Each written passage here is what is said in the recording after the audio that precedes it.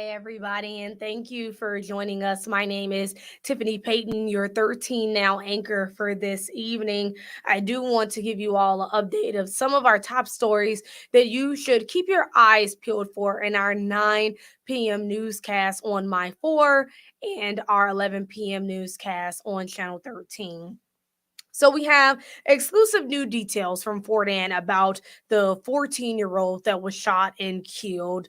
Now, this is what we know. A 17-year-old is facing charges. Police tell us there were four teens playing with a gun. They say a 17-year-old picked up a shotgun, fired it, killing the 14-year-old. Mark Mulholland learned that the young victim's name is Ricky Stark. Stark was rushed to the hospital where he later died. The 17-year-old is charged with second-degree manslaughter and reckless endangerment. Now, our Dan Levy was there.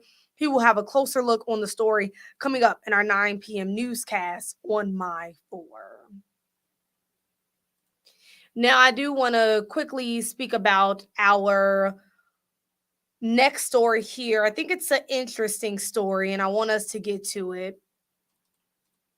It's about migrants in Rotterdam. We've been following this story closely, but we have new data about the migrants in that area. The data shows a dramatic reduction in emergency calls to two hotels in Albany since migrants started living there. News Channel 13 obtained data from the Capital Region Crime Analysis Center. They show calls to Albany police have been cut in half since migrants moved to the Ramadan on Watervliet Avenue and the Holiday Inn Express on Broadway. So that just kind of paints a portrait of what it's been like there since migrants have moved in. So keep your eyes peeled for that story coming up in our 9 p.m. newscast as well.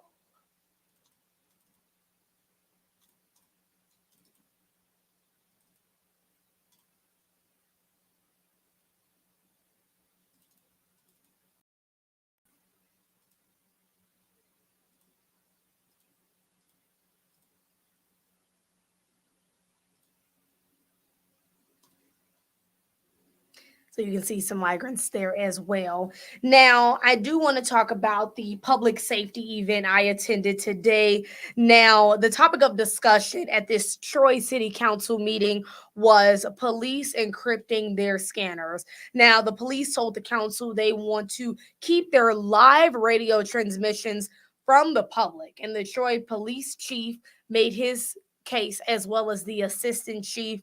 And he argued that the police scanner should be encrypted in order to prevent people from hearing personal information. But many people in that meeting said that encryption would put public safety at risk and start a lack of accountability between police officers and the public. So it was a very intense meeting between the community and Troy police. I was there for the entirety of the meeting, and I will have the full story of that meeting coming up at 9 and 11. So the three big stories you want to look for are the new details we have about the 14-year-old that was shot and killed in Fort Ann.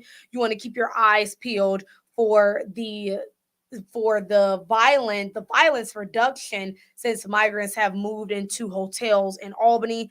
And you also want to keep your eyes peeled for the public safety meeting in Troy involving police scanner encryption.